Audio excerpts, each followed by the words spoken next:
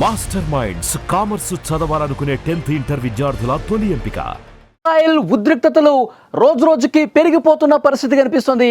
Iran America మీద దాడులు చేయడానికి సిద్ధమైపోయినటువంటి పరిస్థితి. అమెరికా ఆర్మీ లక్ష్యంగా ఇరాన్ పెద్ద ఎత్తున దాడులు చేస్తోంది. ఎందుకంటే 3 అణు కేంద్రాల మీద పెద్ద ఎత్తున అమెరికా దాడి చేసిన నేపథ్యంలో ప్రతీకారంతో రగిలిపోతోంది ఇరాన్. అమెరికాకు సంబంధించి సిరియాలో ఉన్నటువంటి అమెరికా బేస్ క్యాంపుల మీద, ఆర్మీ బేస్ క్యాంపుల మీద దాడి చేసింది. చాలా బలమైనటువంటి వేగవంతమైనటువంటి దాడులు చేసింది. దాడుల అనంతర దృశ్యం ఇక్కడ మీకు స్క్రీన్ మీద కూడా కనిపిస్తుంది. సిరియాలో ఉన్న అమెరికా బేస్ క్యాంప్ మీద ఇరాన్ చేసినటువంటి దాడికి సంబంధించిన దృశ్యాలు ఇక్కడ చాలా స్పష్టంగా చూడొచ్చు. ఈ బేస్ క్యాంపు మొత్తం చిత్రం ఇక్కడ మనకు కనిపిస్తోంది. ఇక్కడ మనకి పొగలు కనిపిస్తూ ఉన్నాయి. అమెరికాకి సంబంధించిన ఆ ఆర్మీకి సంబంధించినటువంటి యుద్ధ నౌకలు కాలిపోతున్నటువంటి దృశ్యం ఇక్కడ మనం చూడొచ్చు. ఇక్కడ ఆర్మీకి సంబంధించిన వెహికల్స్ ఉన్నాయి, యుద్ధ నౌకలు ఉన్నాయి, హెలికాప్టర్స్ ఉన్నాయి. ఇవన్నీ కూడా చాలా స్పష్టంగా చూడొచ్చు. ఇక్కడ ఈ ప్రాంతంలో పెద్ద ఎత్తున పొగ కనిపిస్తోంది. ఈ పొగ దేనికి సంకేతం? ఇక్కడ పెద్దగా ఇక్కడ మనకు చూడొచ్చు తగలబడుతున్నటువంటి దృశ్యం ఇక్కడ కనిపిస్తోంది. ఇక్కడ హెలికాప్టర్లు కాలిపోతూ ఉన్నాయి. అమెరికాకి సంబంధించిన యుద్ధ నౌకలు తగలబడుతున్నటువంటి పరిస్థితి కనిపిస్తుంది. పూర్తిగా ఇక్కడ ఉన్నటువంటి ఆర్మీ సిబ్బంది చెల్లాచెదరైపోయిన పరిస్థితి ఇక్కడ మనం చాలా స్పష్టంగా చూడొచ్చు.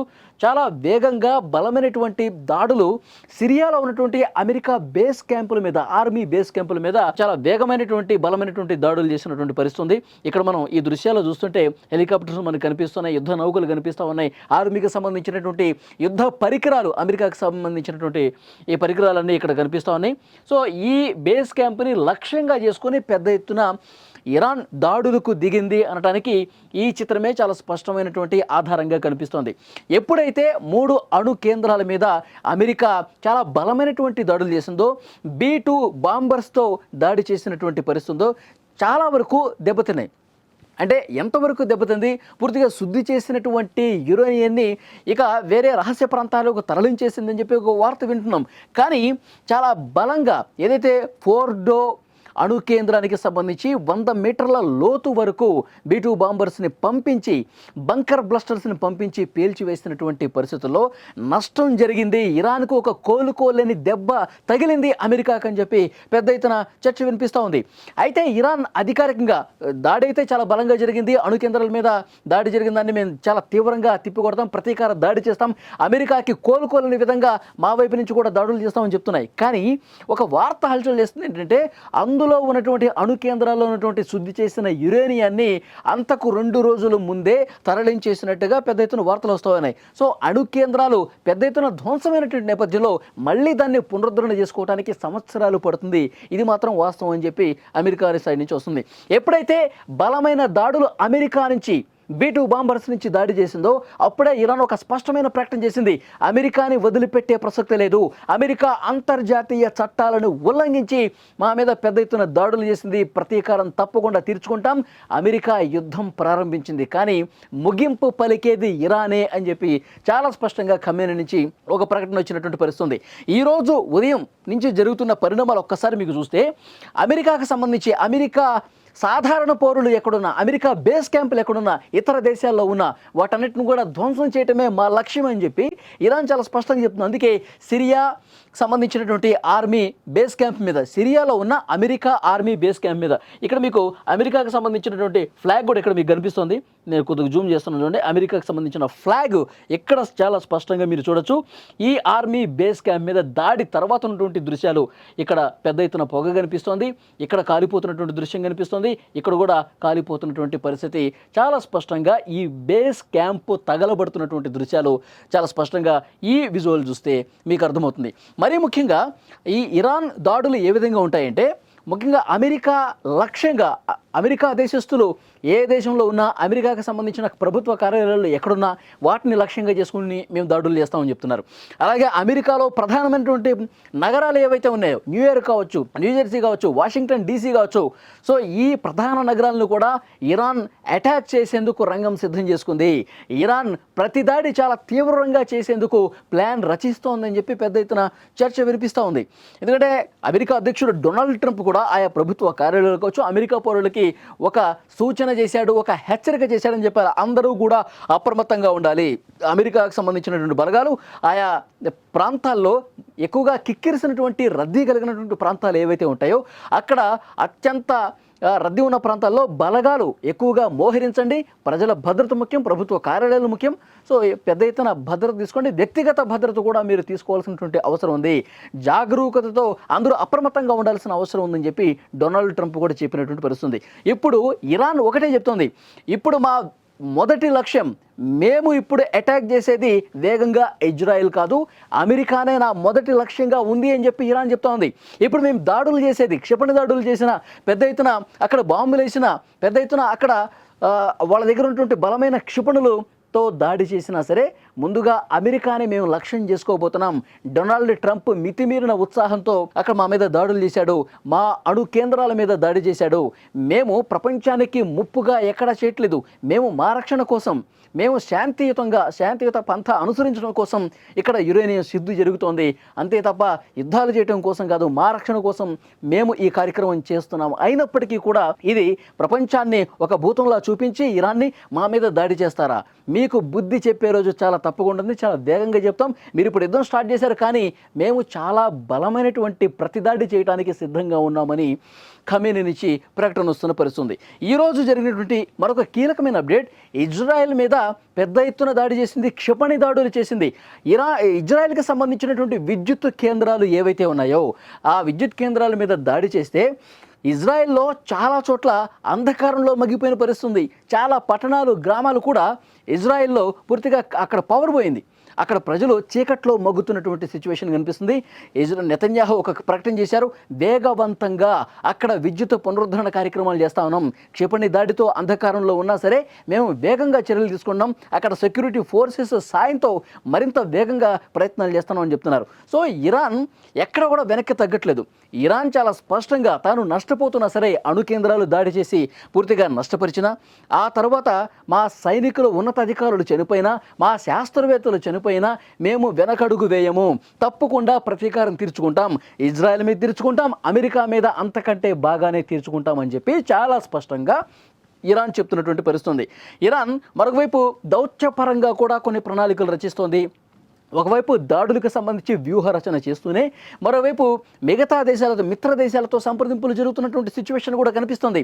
ఈరోజు ఇరాన్ మంత్రి ఒకరు పుతిన్ను కూడా కలిశారు. పుతిన్ని కలిసిన కొద్ది గంటల్లోనే ఇక్కడ సిరియాలో దాడి జరిగినటువంటి పరిస్థితుంది. సిరియాలో అమెరికా బేస్ మీద దాడి జరిగింది. పుతిన్ని కలిసిన తర్వాత, అంటే పుతిన్ మాట్లాడిన తర్వాత, పుతిన్ ఒక డైరెక్షన్ తీసుకున్న తర్వాత, ఆయన సలహా కూడా తీసుకున్న తర్వాత ఏమైనా దాడి చేశారా? పరోక్షంగా పుతిన్ ఏమైనా సహకారం అందిస్తున్నారా? ఇది పెద్ద చర్చ జరుగుతుంది. చైనా ఆల్రెడీ ఇరాన్కి సపోర్ట్గానే ఉంది, కానీ ఇంకా ప్రత్యక్షంగా రంగంలోకి దిగలేదు. రష్యా చైనాని సంప్రదింపులు జరుపుతోంది. మీరు రండి, అమెరికా నన్ను దొంగ దెబ్బ తీసింది, నా మీద చాలా భయంకరమైనటువంటి దాడి చేసింది, నా అణు కేంద్రాలను లక్ష్యంగా దాడి చేసింది, కాబట్టి మీరు నాతో కలిసి రండి అని రిక్వెస్ట్ చేస్తూ ఉంది. ఎందుకంటే మద్దతుగా ఉన్నాయి, కానీ నేరుగా కథన రంగంలోకి దిగలేదు. రష్యా కావచ్చు, చైనా కావచ్చు, నార్త్ కొరియా కావచ్చు. సో కొంత ఆయుధాల పరంగా సాయం చేస్తున్నప్పటికీ మీరు నాతో కలిసి, అమెరికా ఎట్లయితే ఇజ్రాయెల్కి సపోర్టుగా మా మీద దాడి చేసిందో మనం అందరం కలిసి మనం వాళ్ళకి బుద్ధి చెప్పాల్సినటువంటి సమయం ఉంది. ఎందుకంటే అంతర్జాతీయ చట్టాలను తీవ్రంగా ఉల్లంఘించే అమెరికా అధ్యక్షుడు డొనాల్డ్ ట్రంప్ వ్యవహరించాడు. బుద్ధి చెప్పాల్సినటువంటి సమయం ఉంది.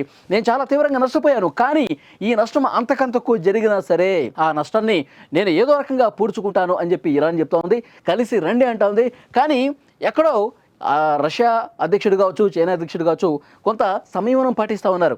అమెరికా వ్యవహారాన్ని తప్పుపడుతూ, ముఖ్యంగా ట్రంప్ తీసుకున్న నిర్ణయం, ట్రంప్ తీసుకున్నటువంటి చేసినటువంటి దాడిని తప్పుపడుతూ ఉన్నారు. అగ్నికి ఆజ్యం పోసినట్టుగా డొనాల్డ్ ట్రంప్ వ్యవహరిస్తూ ఉన్నాడని చెప్పి చైనా కూడా మాట్లాడిన పరిస్థితుంది. ఇది కరెక్ట్ కాదు, మంచి పద్ధతి కాదు, ఇది ఈ విధంగా యుద్ధాలని ప్రేరేపించడం, ఇంకా పెంచడం సబబు కాదు అంటూ రష్యా కూడా మాట్లాడుతుంది. మాటలకే పరిమితమైంది. కానీ ఇక్కడ అమెరికా మాత్రం ఇజ్రాయెల్తో కలిసి రణరంగమే సృష్టించినటువంటి పరిస్థితుంది. సో ఇప్పుడు ఏదైతే తనకు ఉన్నటువంటి అవకాశాలు ఉన్నాయో అవన్నీ కూడా ఇరాన్ పూర్తిగా ఆలోచన చేస్తూ ఉంది.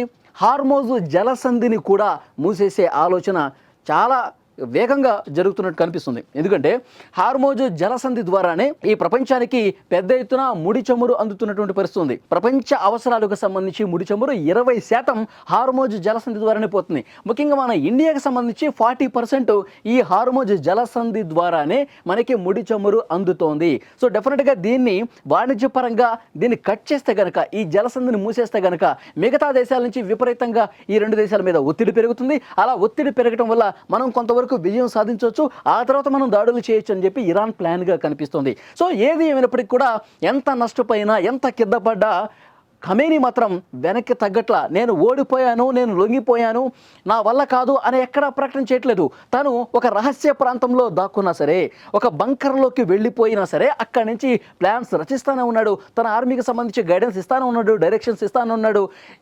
బలమైనటువంటి దాడులు చేయండి, అమెరికాని వదిలిపెట్టద్దు, అలాగే ఇజ్రాయెల్ని వదిలిపెట్టే పరిస్థితి లేదు. ఇంకా క్షిపణిదాలు టెల్ అవీవ్ మీద కావచ్చు, దాని చుట్టుపక్కల నగరాల్లో కావచ్చు, మీరు విపరీతంగా బాలిస్టిక్ క్షిపణులతో దాడులు చేస్తానే ఉండండి. తర్వాత వ్యూహం ఏం చేయాలనేది నేను చెప్తా ఉంటానని చెప్పి ఖమేనీ వాళ్ళ అధికారులకు సూచనలు చేస్తున్నటువంటి పరిస్థితి ఉంది. సో ఎక్కడ కూడా కింద పడ్డా మళ్ళీ పైకి లేచి నేను దెబ్బ కొడతాను అన్న ధీమానం ఖమేనీలో కనిపిస్తుంది. ఒకవైపు ఇజ్రాయెల్ చెప్తోంది ఖమేనీని అంతమొందిస్తేనే, ఖమేనీ చస్తేనే ఈ యుద్ధం ఆగుతుందని చెప్పి ఇజ్రాయెల్ మాట్లాడుతున్నటువంటి పరిస్థితి. సో ఈ యుద్ధం ఎటువైపు దారితీస్తుందో తెలీదు. మరి రష్యా, చైనాలు ఏ మేరకు ఇరాన్తో చేయి కలిపి ముందుకు వస్తాయో తెలియట్లేదు. ముఖ్యంగా పుతిన్ ఇవాళ ఒక కీలకమైనటువంటి ప్రకటన చేశారు. ఇరాన్ మంత్రి కలిసిన తర్వాత కూడా పుతిన్ ఒక స్పష్టమైన ప్రకటన ఏమి చేశాడు అంటే, ఒకప్పటి సోవియట్ యూనియన్ కావచ్చు, ఇప్పుడు ఉన్నటువంటి రష్యా నుంచి చాలా కుటుంబాలు ఇజ్రాయెల్లో స్థిరపడ్డాయి. 20 లక్షల మంది మా రష్యన్ భాష మాట్లాడే వాళ్ళు అక్కడ ఉన్నారు. అందుకే నేను వేగంగా నిర్ణయం తీసుకోలేకపోతున్నా డైరెక్ట్గా రంగంలోకి దిగి అటాక్ చేసేందుకు. కాబట్టి కొంత సమయం పాటించాల్సినటువంటి అవసరం ఉంది. సో మరీ తప్పదు అనుకున్నప్పుడు ఇరాన్తో చేతులు గెలుపుతాను, కానీ ఇప్పటికిప్పుడు నేను డెసిషన్ తీసుకోవాలని చెప్పాడు. కానీ ఏదైతే సో మాట సాయం కావచ్చు, ఆయుధాల సాయం కావచ్చు, ఇవన్నీ పరోక్షంగా ఇవ్వాల్సినటువంటి మద్దతు, నైతిక మద్దతు నా వైపు నుంచి ఉంటుందని చెప్పి ఒక విస్పష్టమైన ప్రకటన రష్యా నుంచి వచ్చినటువంటి పరిస్థితి.